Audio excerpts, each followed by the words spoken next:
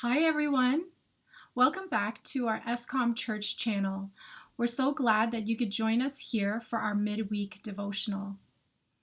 Today I would like to start by asking you some questions. What is your mindset when you are faced with suffering? How do you respond to Jesus when life gets hard? How do you respond when you're hurt by the very people who are supposed to love and protect you? How do you respond when a team member is undermining you? How do you respond when you've given your life in service to Jesus Christ and then tragedy strikes your family? How do you respond when you're called to submit to an authority who is not as smart as you? How do you respond when you are married but not in love? How do you respond when the children you've raised as believers turn their backs on God? How do you respond when following Jesus may cost you your way of life, your earthly inheritance, or your family? Thankfully, these are all potential questions that Peter addresses in 1 Peter chapter 3. As I opened my Bible here, I was surprised, and then not so surprised, that I have this passage highlighted in 4 different colors. Let us read together verses 8 to 17. Finally, all of you, have unity of mind, sympathy, brotherly love, a tender heart, and a humble mind. Do not repay evil for evil, or reviling for reviling, but on the contrary, bless. For to this you were called, that you may obtain a blessing. For whoever desires to love life and see good days, let him keep his tongue from evil, and his lips from speaking deceit. Let him turn away from evil and do good. Let him seek peace and pursue it. For the eyes of the Lord are on the righteous, and his ears are open to their prayer. But the face of the Lord is against those who do evil. But even if you should suffer for righteousness' sake, you will be blessed.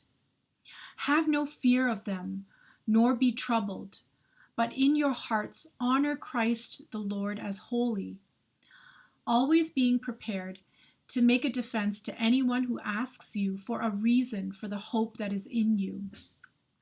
Yet do it with gentleness and respect, having a good conscience, so that when you are slandered, those who revile your good behavior in Christ may be put to shame.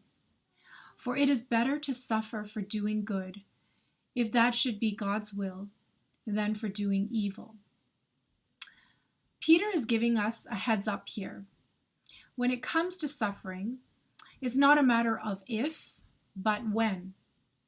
And we should set up our expectations accordingly.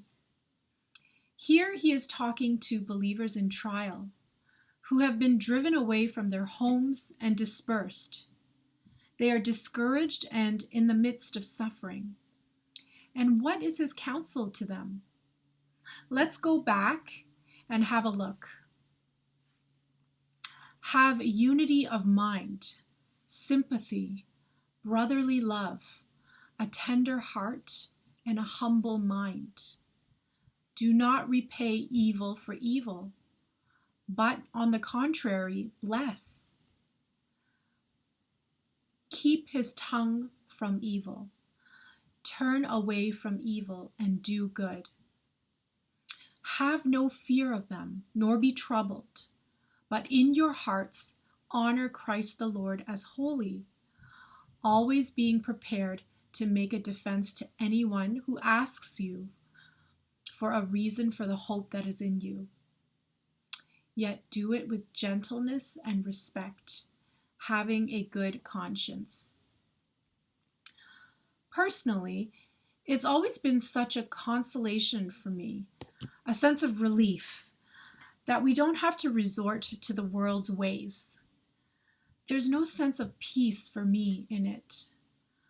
But of course, God places me where I am to be refined, developed, and stretched.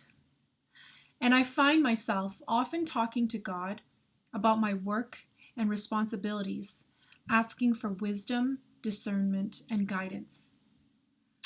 That is why I find this passage so consoling and refreshing. If we consider the specific guidance in terms of our mindset and subsequent behavior, our faithful Creator is teaching us to suffer well. Suffer well? Doesn't that sound like an oxymoron? And why should we even consider that? Well, every time we choose to suffer well, we make a break from sin, reaching out in our weakness to tap into His strength, choosing to love for the will of God rather than our own. No wonder I feel a sense of peace when I don't need to respond in my own might, but in God's might. He works it out for the good of those who love Him. Our vision and perspective is so narrow and limited. Why not take direction from the one who sees everything from all angles, even transcending time? His word is clear. There's a judge. Everybody pays. Everybody gets an account. Everybody's sin gets dealt with, either through Jesus Christ on the cross, or you deal with your own before the judge. We are told to serve. Don't be half-hearted. Pray. Be hospitable. And Peter is talking to people who are suffering. Do it in the strength God gives you to do it in the midst of your suffering. Chapter 4, verses 12 to 13, again sets up the expectation for suffering. Don't be surprised. It's a fiery trial. It's real. But rejoice insofar as you share Christ's sufferings, that you may also rejoice and be glad when His glory is revealed. Suffering well doesn't fix the situation, but it fixes our eyes on Jesus. Chapter 4, verse 10 encourages us, as each has received a gift, use it to serve one another as good stewards of God's varied grace. That's what makes fellowship and community so beautiful. It's interesting and colorful, and we all have a part. We all have a role to play. We can come alongside one another. This is a gift from our loving Father in this life journey. Suffering is a step on a believer's journey, not the destination. And I will close with 1 Peter chapter 4, verse 19. Therefore, let those who suffer according to God's will entrust their souls to a faithful Creator while doing good. Thank you for joining us here on our SCOM Church channel for our midweek devotional. And we look forward to seeing you here again next week, God willing.